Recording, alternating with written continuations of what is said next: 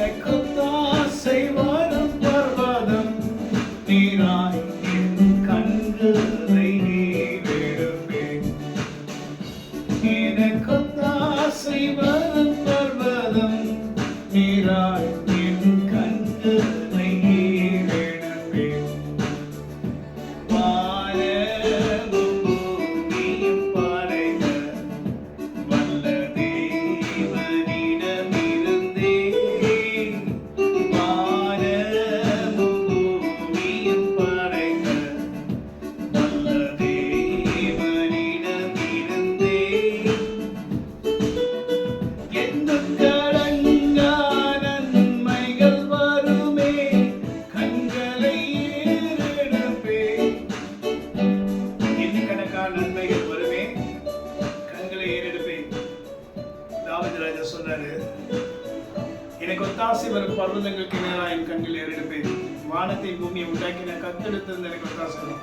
நமக்கு சில நேரங்களில் சில உதவிகள் வேண்டும் என்றால் நம்முடைய நண்பர்களை பார்க்கிறோம், நம்முடைய சொந்தக்காரர்களை பார்க்கிறோம், அநேகர் நம்மை சுற்றி இருக்கவங்களை பார்க்கிறோம். ஆனால் தாவீது அப்படியாக சொல்லலை. அவர் தாய் தகப்பனை பார்க்கிறேன், அவர் சகோதரர்களை பார்க்கிறேன் அப்படின்னு சொல்லலை. எனக்கு ஒத்தாசை வரும் பர்வதங்களுக்கு நேராக என் கண்களை ஏறெடுப்பேன். வானத்தை பூமியை உண்டாக்கின கர்த்தரிடத்தில் எனக்கு ஒத்தாசை வரும்.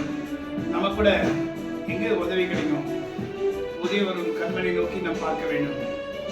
எண்ணுக்கடங்கா நன்மைகளை நாம் பெற்றுக்கொள்ளணும்னா, எண்ணுக்கடங்கா ஆசீர்வாதங்களை பெற்றுக்கொள்ளணும்னா ஆண்டவரை நோக்கி பாருங்க. எனக்கு நமக்கு ஒத்தாசை வரும் பர்வதங்களை நோக்கி பாருங்க. நிச்சயமாய் நமக்கு வேண்டிய அனைத்தையும் கர்த்தர் செய்வார். நம்முடைய நம்பிக்கை ஆண்டவர் மேல இருக்க வேண்டும். நம்முடைய நம்பிக்கை பொருட்கள் மேலும் ஜனங்கள் மேல இருக்குமானால் எப்படி நம்ம ஆண்டுட்டு எதிர்பார்க்க முடியும்?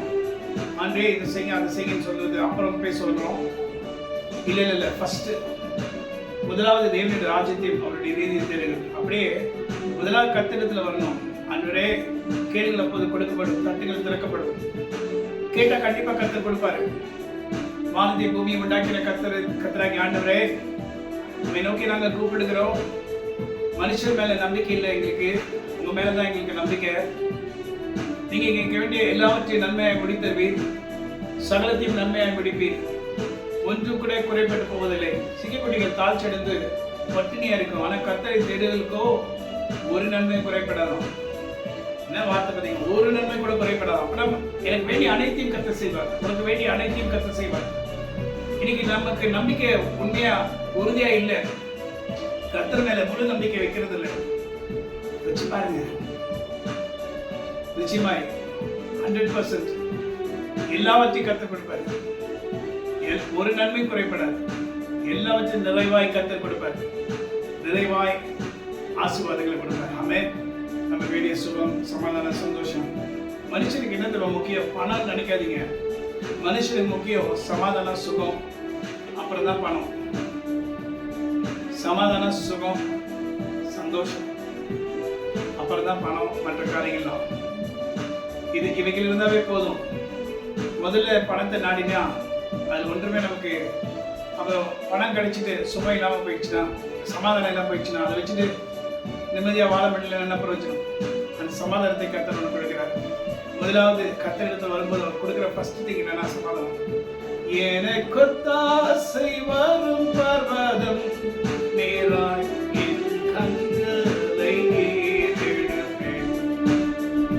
வானமும் பூமியும் படைத்த வல்ல தேவனிடமிருந்தே எண்ணுக்கடங்கா நன்மைகள் வருமே கண்களை ஏறெடுப்பேன். என்ன கிடைக்கும்? எண்ணுக்கடங்கா நன்மைகள். God bless you. Have a wonderful day.